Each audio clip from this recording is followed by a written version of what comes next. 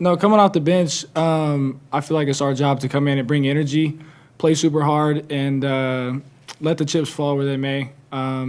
It happened today. We both hit big shots, but tomorrow it could be two different people. So just doing whatever we can to help the team is my mentality. Yeah, I don't think I could have said it any better than what Dayton, said. Just a matter of just coming in and trying to play as hard as possible. Jeremiah, I know the win is the most important thing, but for you personally, after that kind of rough stretch at the start of SEC play, how big have these last two games been for you to kind of get back in your rhythm? It's been two big games. Obviously, I think my teammates did a great job of just helping me stay motivated and confident in my game, and just trying to help it any way they can. And I think they did a great job of helping me. For any of you guys, I mean, seeing what happened the last game, getting back into it, and then kind of falling apart at the end, how nice was it to just kind of lose that lead, and then what was just different this time around? How were you guys able to take that lead back and then just go on that big run? I feel like after last game, we talked about it, and we all felt like why do anything different than we did the last 15 minutes of the Texas game? We played. I feel like today we did that. We played like the last 15 minutes, and we gave everything we had, and the result was the result. You want to go? Yeah. Kobe, I felt like the game kind of shifted during the stretch where Jalen had the block and then Dayton knocked down the three. Just how big has Dayton been, especially the past two games, of being like a tone setter? Oh man, he's definitely been a big X factor for us. I think a lot of people don't understand, the value that he has, and I don't think he even understands the value that he brings into the game. Sometimes he just doesn't know what he doesn't know, right? Because he's just young, but he comes in and he plays just so hard, right? Like he's crashing the boards, he's making good shots, he's making good reads. Like he just plays like extremely, extremely hard, and it's contagious. It affects me, it affects the rest of the guys coming off the bench, and it also affects the starting guys coming back in and saying, hey, I need to play just as hard as him. Jeremiah, you mentioned teammates keeping you confident. Had that been a struggle for you during the last couple of weeks? No, it haven't really been a struggle. Just really couldn't find a groove, but just staying focused and knowing what the main goal was to win every single game. So we just had to get back on the right path. Kobe, what have these last two games been like for you? It's been a couple of years since you've come off the bench. Yeah, I don't know what to say. It's different, like just trying to find how I can affect the game, honestly. So. Any more questions for the guys? Yeah, for any of you guys turned the ball over 11 times in the first half, just once in the second half. Just what was different offensively for you guys? We talked about it at halftime, and we knew that was basically what was keeping them in the game. Just our turnovers and how many points they had off our turnovers. So in the second half, we made it like a big emphasis to take care of the ball.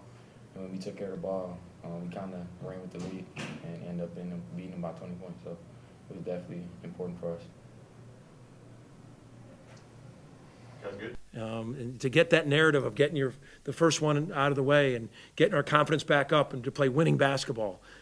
So that's what you're going to have tons of opportunities in this league. We needed to log in that first one, and so we could move forward. And but there's reasons why you win, and we had so many more shot attempts. We shot 59%, so that's all those possessions that you didn't turn it over.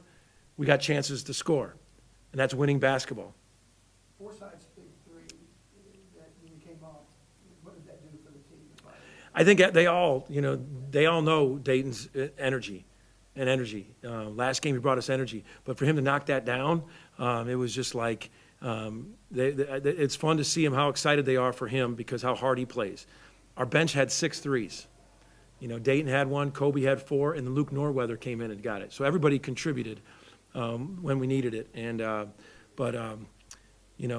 it was just better winning basketball in the second half of taking care of it. Not just that three-pointer, but Jalen's block and then that the wherewithal to save it on the other end, that set that up. That's winning basketball, like just finding ways to make winning plays. That was a winning play. And, I just think when your margin for error is small, like it's been in 3 of the 4 of these games, that you've got to take care of it. You got to make good, sound plays. I think in the first half we had 1 or 2 like pick sixes where we turned it over and just led to a quick layup. But in the second half we didn't have any of those. And that just means so much to to win games like that.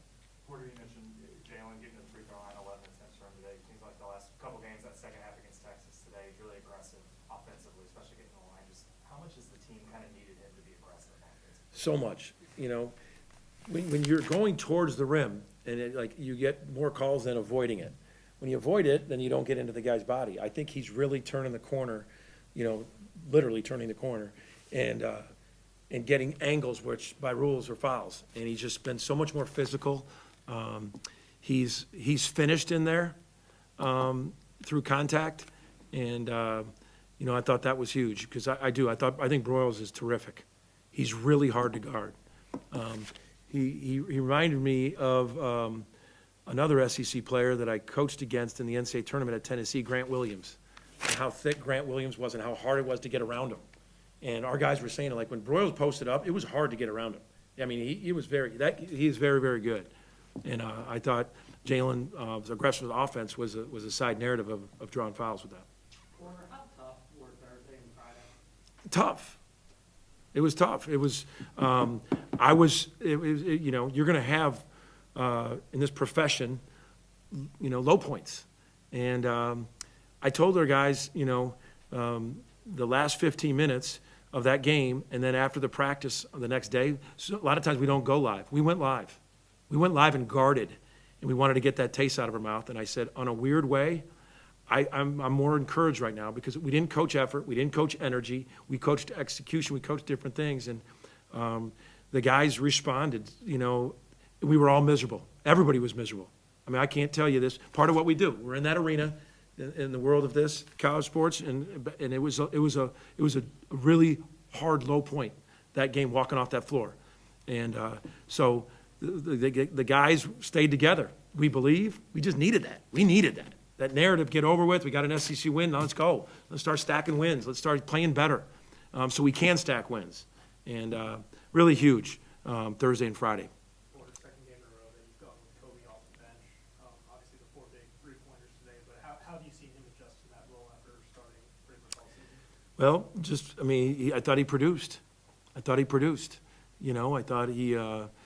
came in, and it gives you a chance to, when you bring in off Duke or Fears, you got another chance to him come in and get another primary ball handler in there. Because sometimes when we started them, not to say I won't do it again, but you got 3 ball handlers in there and 2 of them don't have it. And I just think the rotations are better. We start bigger.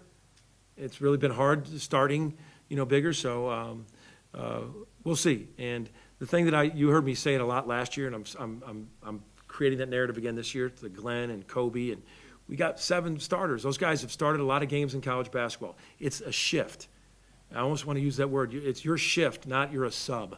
Some people say, I don't know why people think the word sub is bad, all right, but it's not. It is. It's part of basketball. But so I'm trying to say your shift. Your shift, just second shift. And some people ask me about Mo coming off the bench. I'm like, man, if Mo comes in the 35-minute mark, now he has 35 minutes to get 5 fouls. All right? It's a math equation. Porter, how do you look at this week with no Navy games? Do you worry about it throwing off the rhythm at all, or is it kind of like, okay, we need this to kind of savor this and build off of it? A little both. I mean, mentally and physically, you need it. I'll be honest. Big 12, we didn't have it. Missouri Valley didn't have it, so I haven't had a bye week. I mean, I'm kind of like, I'll probably end up, we're going to give a handful of days off, let them get it. But I can just tell you this team needed this bad. We need this bad. We'll figure out this week. I know we got Arkansas next, and we'll have to figure out a way with that. But it's great when the narrative, when now you can really feed into, hey man, we played better winning basketball. That's why we won. And we had contributions for a lot of guys on their shift change. On their shift, they came in and produced.